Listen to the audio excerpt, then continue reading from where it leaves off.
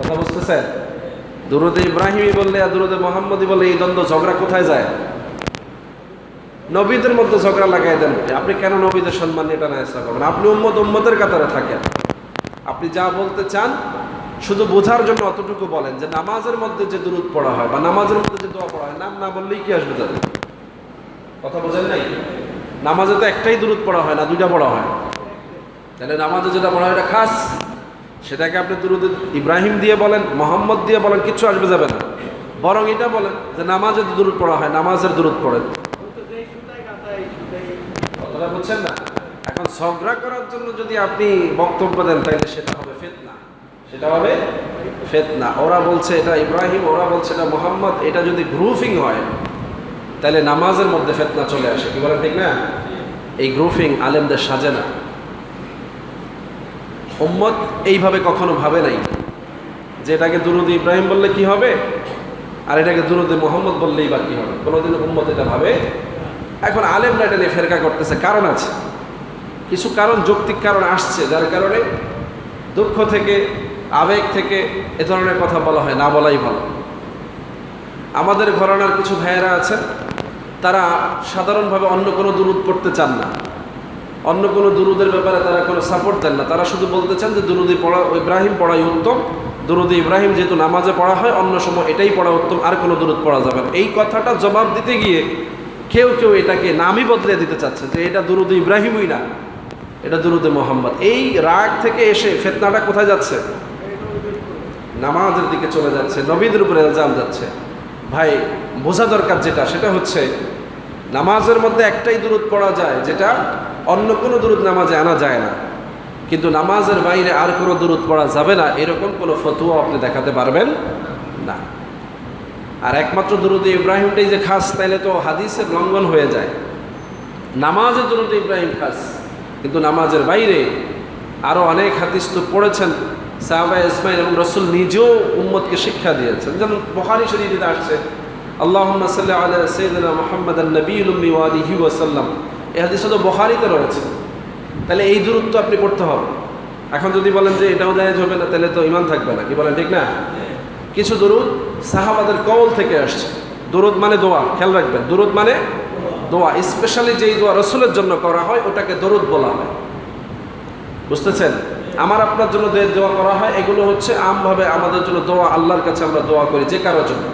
কিন্তু যেই দোয়া রসুলের জন্য করা হয় ওটাকে দুরুদ বলা হয়, এটা স্পেশালি। কোরআনের আয়াত আরবিতেই লেখা, হাদিসের এবারত আরবিতেই লেখা, কিন্তু কোরআনের আয়াতগুলোকে আয়াত বলা হয়, সেগুলোকে হাদিসের আয়াত বলা হয় না। বলা হয় আয়াত শব্দটা কোরআনের জন্যই খাস, এটা একটা শব্দ স্পেসিফিক, কোরআনের আয়াত। আর হাদিসের শব্দগুলো ওগুলো আরবিতে রসুল বলেছেন, কোরআনের আয়াতগুলো রসুল বলেছেন, কিন্তু সেটাকে বলা হয় হাদিসের। একটু আগে যে প্রশ্ন করেছেন আপনি নামাজের মধ্যে দুরুদের বিষয়ে, সেখানেও এখানে আকীদার ব্যাপার জড়িত। নামাজের মধ্যে দুরুদ পড়া হচ্ছে কার সম্মানে? আমাদের নবীর সম্মানে পড়া হচ্ছে। এই দুরুদটা আল্লাহ রাব্বুল আলামিন কখন দিয়েছেন? মেরাজের রজনীতে আল্লাহর সাথে রসুলের যে কথোপকথন, এই কথা মালাগুলোকে সাজিয়ে আল্লাহ রাব্বুল আলামিন প্রিয় হাবিব উম্মতের জন্য নামাজের মধ্যে এই শব্দগুলোকে ব্যবহার করার জন্য যে আদেশ দিয়েছেন, সেই আলোকে এটা নামাজের মধ্যে একটা দোয়া হিসাবে পড়া হয়। কি হিসাবে? দোয়া মানে দুরুদ, বুঝতে হবে। নামাজে যা পড়া হয় সেগুলো হচ্ছে দুরুদ নয়, দোয়া। কিন্তু এটাকে দুরুদ বলা হয়। কেউ এটাকে দুরুদ ইব্রাহিম বলছে, কেউ এটাকে দুরুদে মোহাম্মদী বলছে, কেউ সাধারণভাবে এটাকে নামাজের মধ্যে দোয়া বলছে। আকীদাটা কি হবে? দুরুদে ইব্রাহিম বললে ইব্রাহিম নবীর ইজ্জত বেড়ে যাবে, আমাদের নবীর সম্মান কমে যাবে, এরকম কোনো বিষয় আনা ঠিক হবে না। দুরুদে মোহাম্মদী বললে আমাদের নবীর ইজ্জত থাকবে, নাইলে থাকবে না, এরকম চিন্তা করাও ঠিক হবে না। এটাকে দোয়া বললে নামাজ হবে না, এরকম চিন্তা করাও ঠিক হবে না। নামাজের মধ্যে কতগুলো তারতিব আছে যেগুলো ফরজ অথবা ওয়াজিব। এই ফরজ এবং ওয়াজিবগুলো ছুটে গেলে নামাজ কি হবে? ফাসেদ হবে, নামাজ নষ্ট হয়ে যাবে। এজন্য এই কাজগুলো যেভাবে আছে ঠিক সেভাবেই আপনাকে বলতে হবে। আপনি কি নামাজে এটা পড়ার সময় কি এই নাম লাগায় পড়েন যে আমি দুরুদ ইব্রাহিম পড়ছি? অথবা আমি দুরুদে মুহাম্মদি পড়ছি, এরকম কোনো শব্দ বলার সুযোগ আছে? আপনি ডাইরেক্ট বলতে হবে আল্লাহুম্মা সাল্লি আলা মুহাম্মদ ওয়া আলা আলি মুহাম্মদ কামা সাল্লাইতা আলা ইব্রাহিম ওয়া আলা আলি ইব্রাহিম ইন্নাকা হামিদুম মাজিদ। কেউ কেউ এখানে ইস্তেহাদ করে বলেছেন যেহেতু শুরুতেই বলা হচ্ছে আল্লাহুম্মা সাল্লি আলা মুহাম্মদ, তাহলে এটা দুরুদে মুহাম্মদি হতে দোষ কোথায়?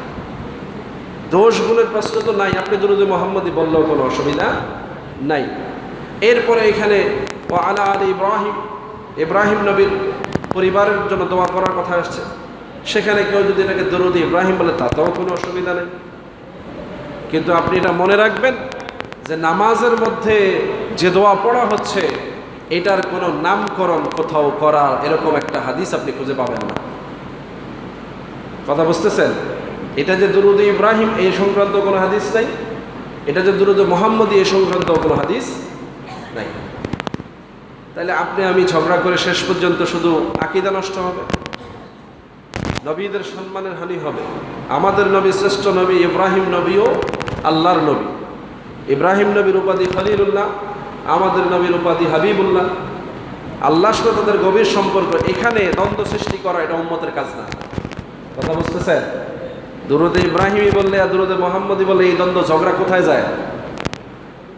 নবীদের মধ্যে ঝগড়া লাগাই দেন। আপনি কেন নবীদের সম্মান এটা না করবেন? আপনি উম্মতের কাতারে থাকেন। আপনি যা বলতে চান শুধু বোঝার জন্য অতটুকু বলেন যে নামাজের মধ্যে যে দুরুদ পড়া হয় বা নামাজের মধ্যে যে দোয়া পড়া হয়, নাম না বললেই কি আসবে তাদের? কথা বোঝেন নাই? নামাজে তো একটাই দুরুদ পড়া হয় না, দুইটা পড়া হয়। তাহলে নামাজে যেটা পড়া হয় এটা খাস, সেটাকে আপনি দুরুদ ইব্রাহিম দিয়ে বলেন, মোহাম্মদ দিয়ে বলেন, কিচ্ছু আসবে যাবে না। বরং এটা বলেন যে নামাজে দুরুদ পড়া হয়, নামাজের দুরুদ পড়েন। কথাটা বুঝছেন না? এখন ঝগড়া করার জন্য যদি আপনি বক্তব্য দেন তাহলে সেটা হবে ফিতনা, সেটা হবে ফিতনা। ওরা বলছে এটা ইব্রাহিম, ওরা বলছে এটা মুহাম্মদ, এটা যদি গ্রুপিং হয় তাহলে নামাজের মধ্যে ফিতনা চলে আসে। কি বলেন, ঠিক না? এই গ্রুপিং আলেমদের সাজে না। উম্মত এইভাবে কখনো ভাবে নাই যে এটাকে দুরুদ ইব্রাহিম বললে কি হবে আর এটাকে দুরুদে মুহাম্মদ বললেই বা কি হবে। কোনোদিন উম্মত এটা ভাবে। এখন আলেমরা এটা নিয়ে ফেরকা করতেছে, কারণ আছে, কিছু কারণ, যৌক্তিক কারণ আসছে, যার কারণে দুঃখ থেকে, আবেগ থেকে এ ধরনের কথা বলা হয়, না বলাই ভালো। আমাদের ঘরানার কিছু ভাইয়েরা আছেন, তারা সাধারণভাবে অন্য কোনো দুরুদ পড়তে চান না, অন্য কোনো দুরুদের ব্যাপারে তারা কোনো সাপোর্ট দেন না। তারা শুধু বলতে চান যে দুরুদি পড়া ইব্রাহিম পড়াই উত্তম, দুরুদি ইব্রাহিম যেহেতু নামাজে পড়া হয় অন্য সময় এটাই পড়া উত্তম, আর কোনো দুরুদ পড়া যাবে না। এই কথাটা জবাব দিতে গিয়ে কেউ কেউ এটাকে নামই বদলে দিতে চাচ্ছে যে এটা দুরুদি ইব্রাহিমই না, এটা দুরুদে মুহাম্মদ। এই রাগ থেকে এসে ফিতনাটা কোথায় যাচ্ছে? নামাজের দিকে চলে যাচ্ছে, নবীদের উপরে ইলজাম যাচ্ছে। ভাই বোঝা দরকার যেটা, সেটা হচ্ছে নামাজের মধ্যে একটাই দুরুদ পড়া যায় যেটা অন্য কোনো দুরুদ নামাজে আনা যায় না, কিন্তু নামাজের বাইরে আর কোনো দুরুদ পড়া যাবে না এরকম কোনো ফতোয়া আপনি দেখাতে পারবেন না। আর একমাত্র দুরুদ ইব্রাহিমটাই যে খাস, তাইলে তো হাদিসের লঙ্ঘন হয়ে যায়। নামাজে দুরুদ ইব্রাহিম খাস, কিন্তু নামাজের বাইরে আরও অনেক হাদিস তো পড়েছেন সাহাবা ইসমাইল, এবং রসুল নিজেও উম্মতকে শিক্ষা দিয়েছেন। যেমন বুখারী শরীফে আসছে আল্লাহুম্মা সাল্লি আলা সাইয়্যিদিনা মুহাম্মাদান নবিয়্যিল উম্মি ওয়া আলিহি ওয়া সাল্লাম, এই হাদিসটা তো বুখারীতে রয়েছে। তাহলে এই দুরুদ তো আপনি পড়তে হবে। এখন যদি বলেন যে এটাও জায়েজ হবে না, তাহলে তো ঈমান থাকবে না। কি বলেন, ঠিক না? কিছু দুরুদ সাহাবাদের কওল থেকে আসছে। দুরুদ মানে দোয়া, খেয়াল রাখবেন, দুরুদ মানে দোয়া। স্পেশালি যেই দোয়া রসুলের জন্য করা হয় ওটাকে দরুদ বলা হয়। বুঝতেছেন? আমার আপনার জন্য যে দোয়া করা হয় এগুলো হচ্ছে আমভাবে আমাদের জন্য দোয়া, আল্লাহর কাছে আমরা দোয়া করি যে কারোর জন্য। কিন্তু যেই দোয়া রসুলের জন্য করা হয় ওটাকেই দুরুদ বলা হয়, এটা স্পেশালি। কোরআনের আয়াত আরবিতেই লেখা, হাদিসের ইবারত আরবিতেই লেখা, কিন্তু কোরআনের আয়াতগুলোকে আয়াত বলা হয়, সেগুলোকে হাদিসের আয়াত বলা হয় না। বলা হয় আয়াত শব্দটা কোরআনের জন্যই খাস, এটা একটা শব্দ স্পেসিফিক, কোরআনের আয়াত। আর হাদিসের শব্দগুলো ওগুলো আরবিতে রসুল বলেছেন, কোরআনের আয়াতগুলো রসুল বলেছেন, কিন্তু সেটাকে বলা হয় হাদিসের ইবারত, হাদিসের বর্ণনা। এখন আপনি যদি বলেন যে হাদিসের আয়াত কোরআনের আয়াত সমান, তাহলে এটা কি হয়? আদবের খেলাফ হয়, তমিজের খেলাফ হয়। ঠিক তেমনিভাবে দরুদ বলা এটা রসুলের প্রতি শান, দোয়া বলা এটা উম্মতের কল্যাণ। এখন দুরুদ যদি বলেন যে হুজুররা তো আমার জন্য দরুদ পড়ছে, আমি তো ডেলি দোয়া করি না? এখন আপনি এই অর্থ নিয়ে আবার বলেন যে হুজুরে বলছে দুরুদ আর দোয়া একই, তো হুজুরে তো আমগুলো লিগা দুরুদ পড়ছে, ফিতনা হয়ে যাবে না? অর্থ এক থাকলেও মর্যাদাগত বিষয় ডিফারেন্স আছে। দুরুদ শুধু রাসূলের জন্য পড়া হয়, দোয়া সকল বান্দা উম্মতের জন্য করা হয়। এজন্য কিছু কিছু বিষয় আছে, এগুলো সাধারণ মানুষের সামনে আলোচনার বিষয়ই না। এখন আপনাদের সামনে লোকেরা বলে বসে, জবাব আবার আমাদেরকে দিতে হয়। আমি কোনোদিন মসজিদে এই বিষয়ে কথা বলেছি? আমি তো 17 বছর এখানে কথা বলছি। আমি কোনোদিন দুরুদ কোনটা, দুরুদ ইব্রাহিম কোনটা, এই বিষয়ে কথা বলি নাই, কারণ আমি প্রয়োজনই মনে করি নাই। এখন আজকে আপনারা প্রশ্ন তুলেছেন বিধায় জবাব দিলাম। এখন বলেন আপনি সমাধান কি পেয়েছেন? দুরুদ ইব্রাহিম বলবেন না দুরুদ মোহাম্মদ বলবেন? আমি বলছি আপনি কোনোটাই বলবেন না, বলবেন নামাজে যে দুরুদ পড়া হয় সেই দুরুদ। বা আপনি এটাকে নতুন নামও দিয়ে বলতে পারেন, দুরুদুস সালাত, নামাজের দুরুদ। এখন এটাও আবার বেদাত হয়ে যাবে। আমি যদি আবার নতুন করে এখন দুরুদুস সালাত বলি, এটাও বেদাত হয়ে যাবে। দরকারটা কি? যে যেভাবে বুঝতেছে পড়তেছে তো ওইটাই, তাই না? এই জন্য বাড়াবাড়ি যারা করে আমি তাদেরকে বলবো, ভাই বাড়াবাড়ি করে আর কিয়ামতের লক্ষণ বাড়ায়েন না। কিয়ামতের আলামত এমনিতেই বাড়তেছে, আপনি আর বাড়ায়েন না। নামাজের মধ্যে ফিতনা হবে। রাসূল বলছেন শেষ জামানায় লোকেরা ফরজ ওয়াজিব নিয়ে ঝগড়ায় এমনভাবে লিপ্ত হবে যে কোনটা ফরজ কোনটা ওয়াজিব সিদ্ধান্ত দেওয়ার মতো আলেম পাওয়া যাবে না। সময় গণায় আসছে, আমরা গেলে আর আমাদের পরে এরকম আলেম পাইবেন কিনা আল্লাহই জানে। এখন আমি যেই কথা বলছি এই কথা আমার ভাইয়ের পছন্দ হবে না, তাই না? তিনি চাইতেন যে আমি ওনার পক্ষে ফতোয়াটা দিলে ভালো হইতো। যখন শুনবে রেকর্ড হচ্ছে, যদি এটা যায় সামনে, উনি বলে যে হুজুরে তো আমরা আকীদার লোক না, কারণ উনি মনে করতেছে আমি আহলে সুন্নাত ওয়াল জামাতের আকীদার লোক, তাহলে আমি তো এটা দুরুদ ইব্রাহিম বলবো না, এটাকে আমি দুরুদ মুহাম্মদ বলবো।